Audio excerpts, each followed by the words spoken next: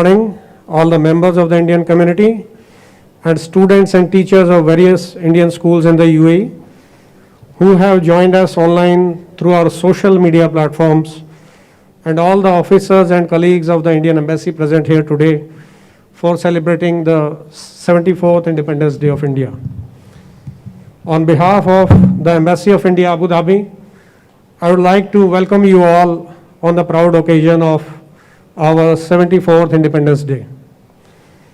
In a short while from now, the national flag will be hoisted by Ambassador Shri Pawan Kapoor, followed by the national anthem. I request you all to join in singing of our national anthem. After the national anthem, I request all who are present here to move to the Embassy Auditorium, where the Ambassador will read out the address of the President of India to the nation and will also give his remarks on this occasion. Please put your mobile phones on silent mode during the entire program. Thank you.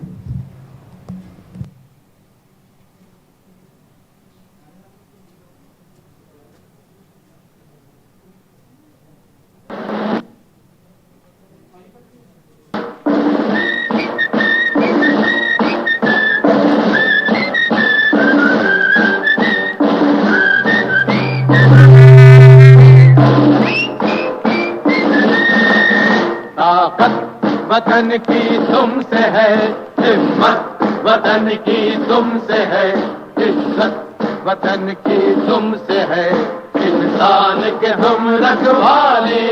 ताकत वतन की हमसे है, हिम्मत वतन की हमसे है।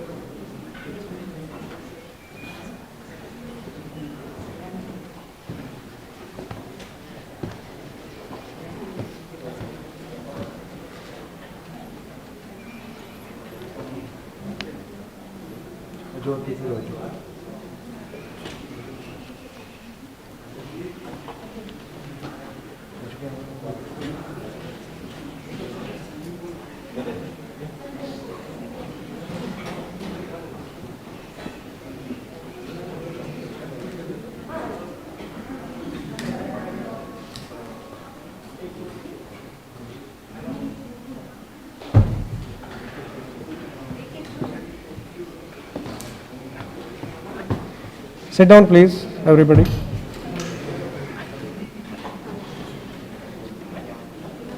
May I now invite the ambassador on stage, please, for reading out the President's message and give his remarks on this occasion. Please, sir.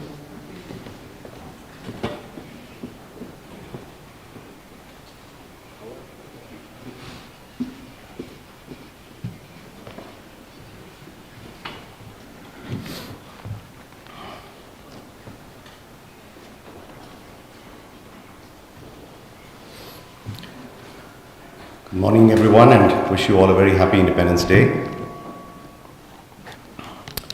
I will start by reading out the speech given by the Honorable President of India yesterday evening on the eve of our Independence Day. Here's what he said. My dear fellow citizens, it gives me great pleasure to greet all the people of India living in the country and abroad on the eve of the 74th Independence Day. August 15 fills us with the excitement of unfurling the tricolour, taking part in celebrations and listening to patriotic songs. On this day, the youth of India should feel the special pride of being citizens of a free nation. We gratefully remember our freedom fighters and martyrs whose sacrifices have enabled us to live in an independent nation. The ethos of our freedom struggle forms the foundation of modern India. Our visionary leaders brought together a diversity of worldviews to forge a common national spirit. They were committed to the cause of liberating Bharat Mata from oppressive foreign rule and securing the future for her children. Their thoughts and actions shaped the identity of India as a modern nation. We are fortunate that Mahatma Gandhi became the guiding light of our freedom movement. As much a saint as a political leader, he was a phenomena that could have only happened in India. Troubled by social strife, economic problems and climate change, the world seeks relief in Gandhiji's teachings. His quest for equality and justice is the mantra of our republic. I am glad to see the younger generations rediscovering Gandhiji. Dear fellow citizens, the celebrations of independence this year will be rather restrained. The reason is obvious. The whole world confronts a deadly virus which has disrupted all activities and taken a huge toll. It has altered the world we lived in before the pandemic. It is very reassuring to note that the central government, while anticipating the tremendous challenge, responded effectively and well in time. For a country so vast and diverse with high population density, meeting this challenge requires superhuman efforts. All state governments took measures in accordance with local circumstances. People also supported wholeheartedly. With our committed efforts, we have succeeded in containing the magnitude of the pandemic and saving a large number of lives.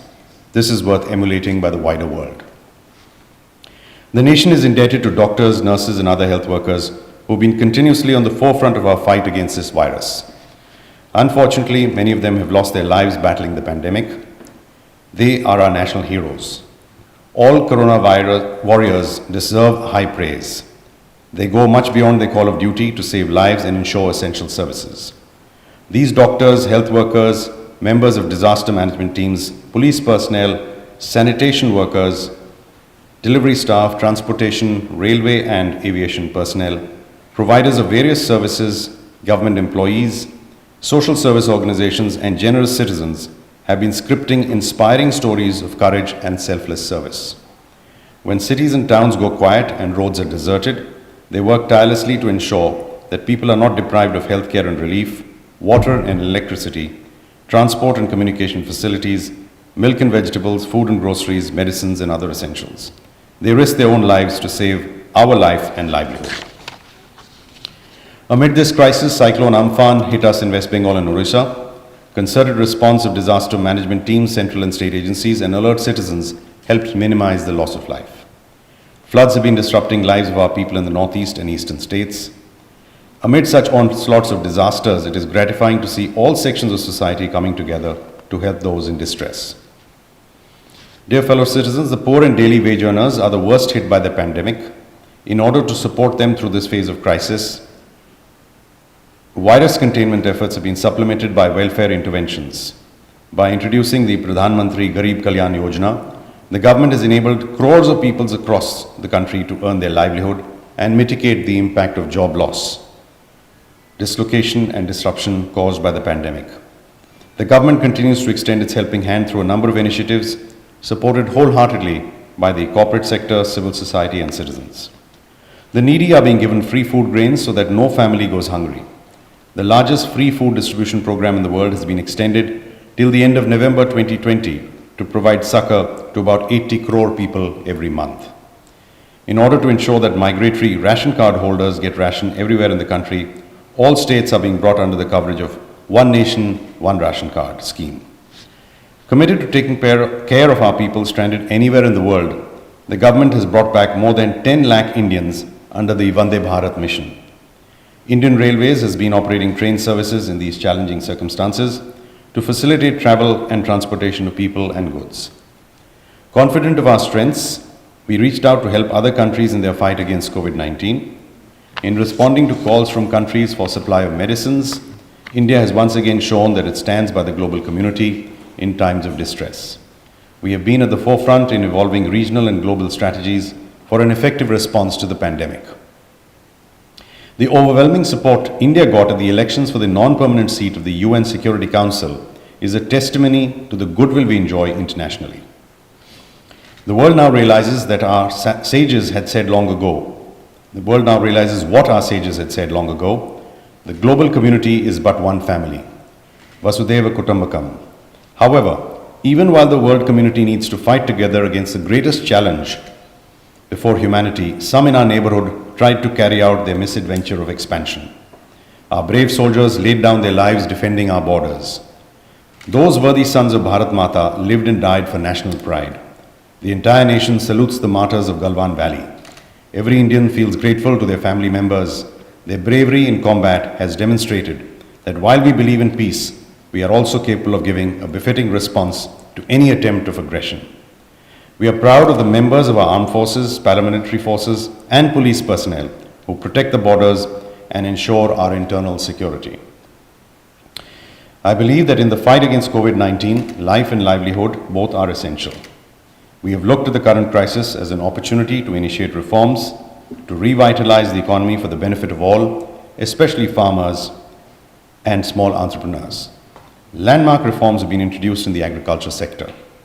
Now farmers can have barrier-free trade and get the best price for their produce anywhere in the country. The Essential Commodities Act has been amended to remove certain regulatory restrictions on farmers. This will help raise farmers' income. We have learned some tough lessons in the year 2020. The invisible virus has demolished the illusion that human being is the master of nature. I believe it is still not too late for humanity to correct its course and live in harmony with nature. The pandemic, like climate change, has awakened the international community to our shared destiny. In my view, human-centric collaboration is more important than economy-centric inclusion in the present context. The greater this change, the better it will be for humanity. The 21st century should be remembered as a century when humanity put aside differences and collaborated to save the planet.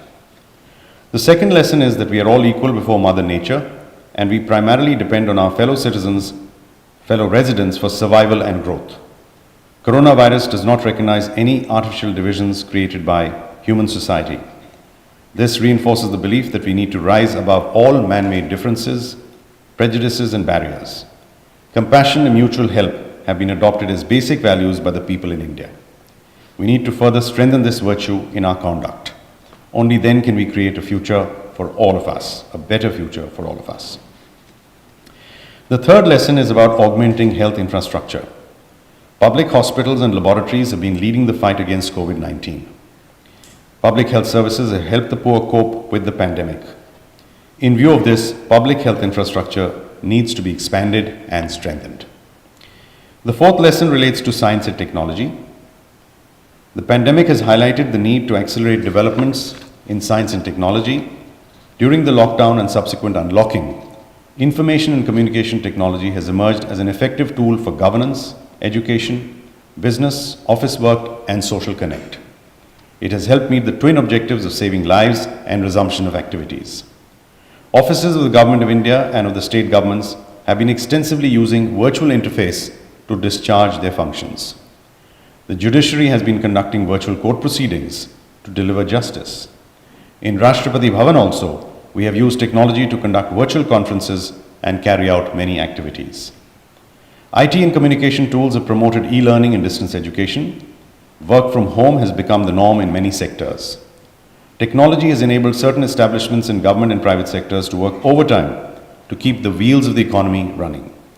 Thus, we have learned the lesson that adoption of science and technology in harmony with nature will help sustain our survival and growth. These lessons will prove useful to humanity. The younger generation has learnt lessons as well, and I believe that the future of India is in their hands. These are difficult times for all of us, more so for our youth. The closure of our educational institutions would have caused anxiety among our girls and boys, casting a shadow over their dreams and aspirations for the time being. However, I would like them to remember that these difficult times won't last, and they should not give up working for their dreams. The past is full of inspiring examples of exciting reconstruction of societies, economies, and countries after such devastations. I am sure that our country and youth have a bright future.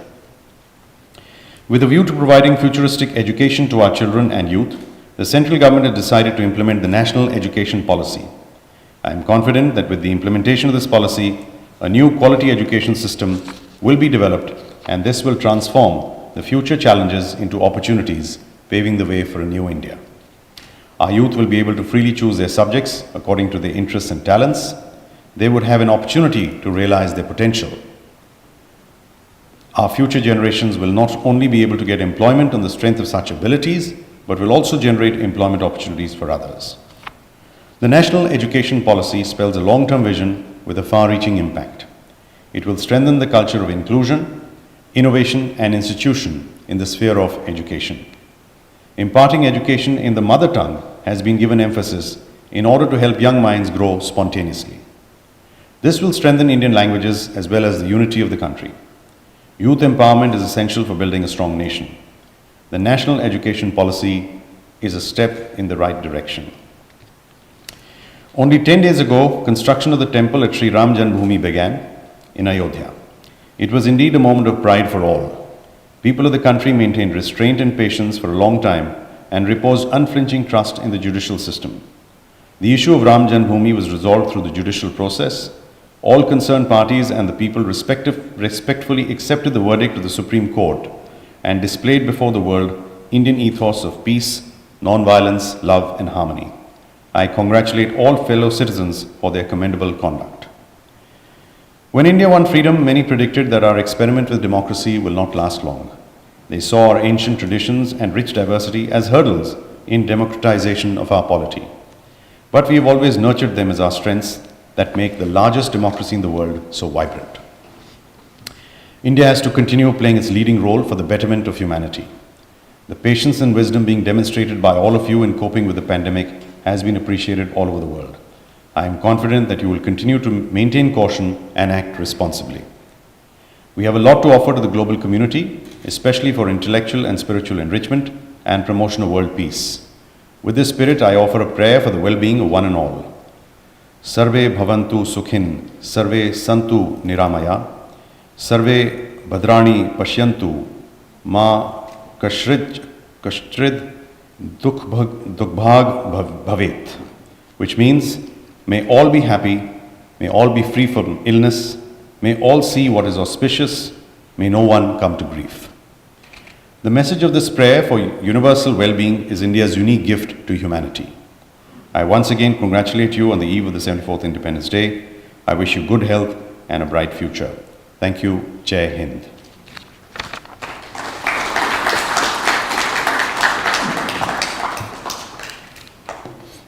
Thank you all for being here. I want to start my remarks today by observing a minute's silence in memory of the victims of the disaster, the plane crash that happened on the 7th of this month in Kerala.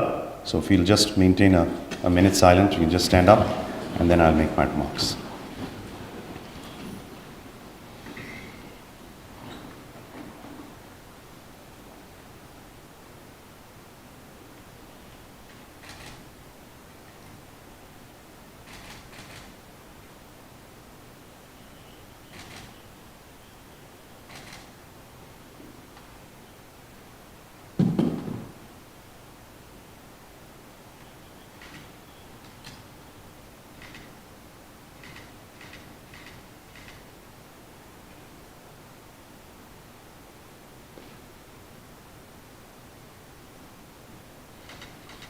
Thank you.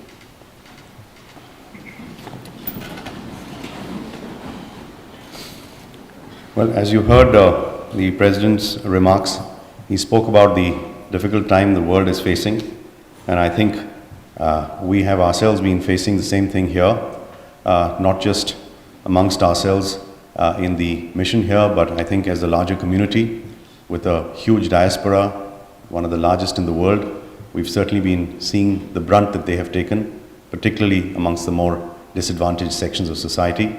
But I want to start by thanking all of you, including your families, for the efforts that you have made in these last 4.5 months in keeping the mission functioning, in doing a great job, in reaching out to people in all sections of society through the help of community associations, but certainly with all the efforts that you've made, looking after people. We have reached out to people in the initial stages to provide them help to get access to health facilities, to give them into isolation facilities, with making sure that they get food if they didn't have that, and working with the community associations, who I also want to thank, who have also done a lot of work on their own, supporting us in every way possible.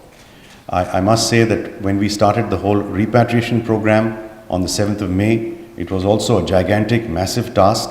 And here again, we found that when we needed the help of the community, we got volunteers who came and sat in these very areas and sat and did calling up of people to identify those amongst the most needing to go back to India, to make sure that they are able to go back. So I think everybody has put in a great effort, and I want to thank all of you for this, and as I said, our community in general and at large, who have contributed in a very special way. I also want to thank the UAE government and their health authorities for the support they have provided us in making this effort successful. You will be pleased to know that as of date, we have sent back more than 325,000 Indians back to India in just little over 3 months. And I think maybe mostly now all the people who really were keen to go back have gone back. We've gone through various phases. At times when we were running the entire operations of repatriation, from being at the airport, organizing all this flight manifests, to making sure that people can actually get access to wherever they need to. From then, we moved on to a situation where we started allowing some amount of bookings to happen directly with Air India, and now we are at a stage where we've got an air bubble between India and the UAE, and now tickets can be booked by anyone who's wanting to go, and the facilities for people have been made simpler. The number of people who are able to go is also much more. In the middle, we also faced problems of many of our Indians stuck in India whose family members were here and they were wanting to come back, but there were still restrictions on them. We worked with the UAE authorities and the UAE government to ensure that this was possible. We had a trial run for 2 weeks from July 12th to 25th, when we got in about 25,000 Indians coming back on planes which were coming to pick up people to take them back to India. And now again with this air bubble, we've got opened up much more of two-way traffic. So many more people, all Indians with any valid visa for the UAE, can now come back and reunite with their families or get on with their livelihoods or their work here. So we are moving to a stage of slightly greater normality, but it's still within courts.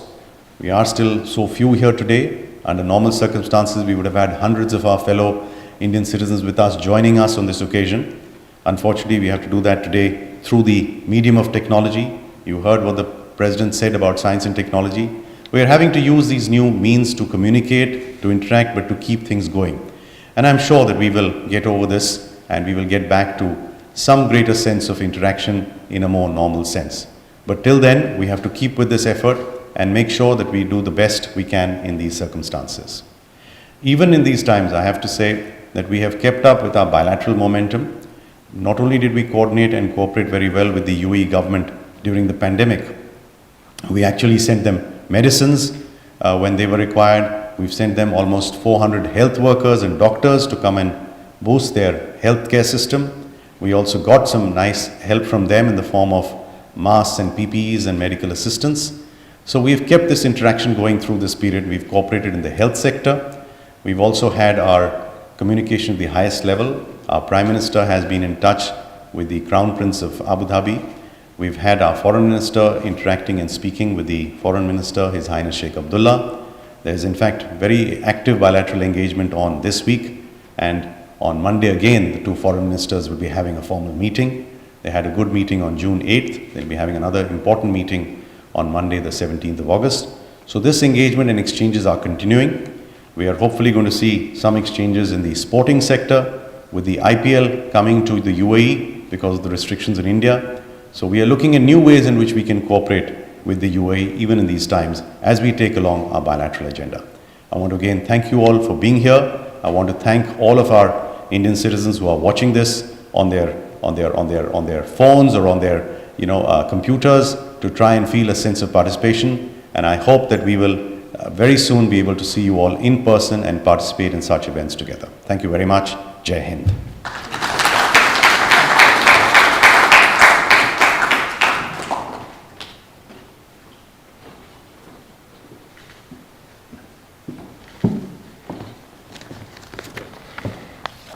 Thank you very much, sir. To add to the high spirit of patriotism, our vibrant Indian community across the UAE has also joined us in celebrating our 74th Independence Day. Students and classical dancers from our community have shared their colorful dance performances online using various social media platforms.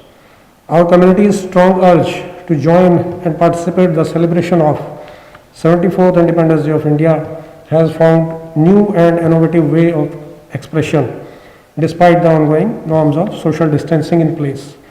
Let us all now enjoy some of these cultural performances here. Thank you.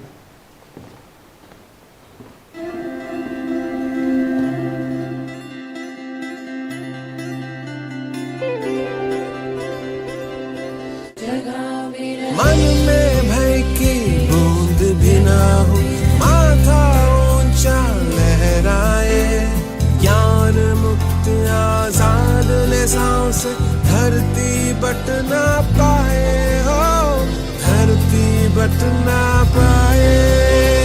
सच की तोक से शब्द जन्म ले, कर्म की धारा तल पौने रेगिस्तान चीर दे, नदी विचार की चल चल, छोड़ा सीना हो अभिमान का, ना हो टुकड़े टुकड़े, भाव सुरीले बंदिश में हो और सुरीले मुखड़े। जगाओ मेरा देश,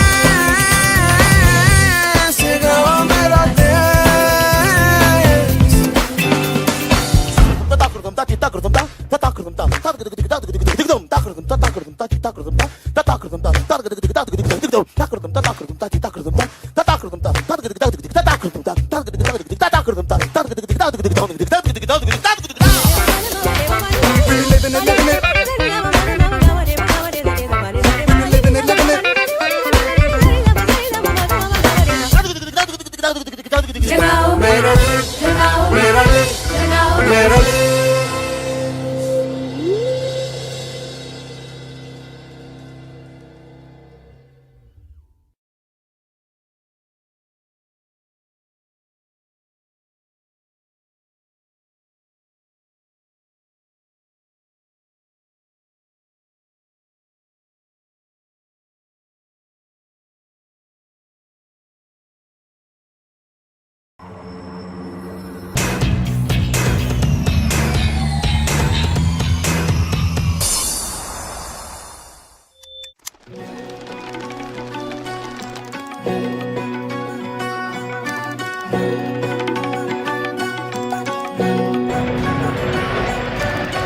हमसे बेहतर हम, बोलो वंदे मातरम। आत्मनिर्भर हम, बोलो वंदे मातरम।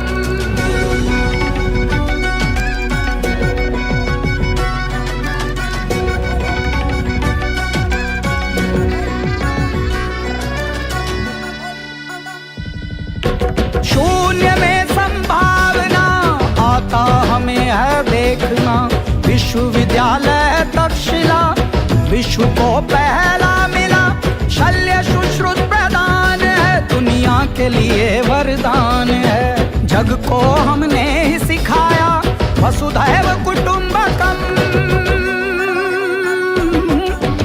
आत्मनिर्भर हम, बोलो वंदे मातरम।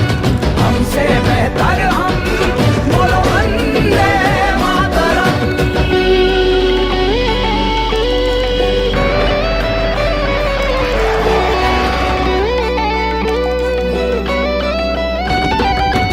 योग राम बाण है, सदियों का ये ज्ञान है। ताज अपना ताजमहल हुनर की पहचान है। जाना जग जगदीश से, पौधों में भी तो जान है। रमण ने लहरा दिया रमण प्रभाव का परचम।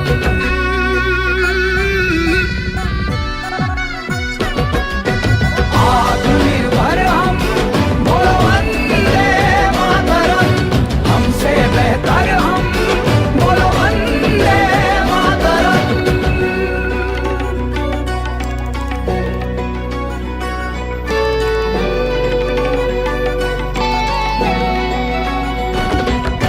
स्वदेशी अपनाने लगे, हम विदेशी भगाने लगे। खोजों का है ये सिलसिला, जो चांद पे पानी मिला। यूएसबी भी हमने दिया, मत पूछो क्या क्या किया। हर गोविंद पे है नाज हमें, दिया डीएनए का राज हमें। देश की स्वदेश की है खोज पेंटियम।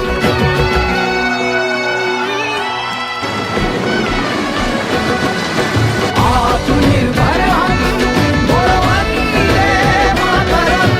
हमसे बेहतर हम, बोलो वंदे मातरम। आत्मनिर्भर हम, बोलो वंदे मातरम। हमसे बेहतर हम, बोलो वंदे मातरम।